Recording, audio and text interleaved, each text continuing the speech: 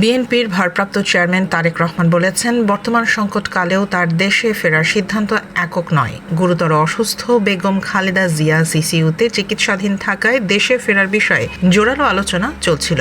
শনিবার সকালে নিজের ভেরিফাইড ফেসবুক পেজে দেয়া পোস্টে তিনি জানান, মায়ের স্নেহ স্পর্শ পাওয়ার আকাঙ্ক্ষা তারও রয়েছে, তবে পরিস্থিতি রাজনৈতিকভাবে অত্যন্ত স্পর্শকাতর হওয়ায় সিদ্ধান্ত নেয়ার পূর্ণ স্বাধীনতা তার নেই। তিনি আরও লিখেছেন, রাজনৈতিক বাস্তবতা অনুকূলে এলেই দীর্ঘদিনের উদ্বিগ্ন প্রতীক্ষার অবসান ঘটবে বলে তাদের পরিবার আশাবাদী। খালেদা জিয়ার চিকিৎসা নিয়ে তিনি দেশ বিদেশের চিকিৎসক টিমের আন্তরিকতা ও পেশাদারিত্বের প্রশংসা করেন। পাশাপাশি একাধিক বন্ধুত্বপূর্ণ রাষ্ট্র সম্ভাব্য উন্নত চিকিৎসা সহায়তার আগ্রহ প্রকাশ করেছে বলেও জানান তারেক রহমান।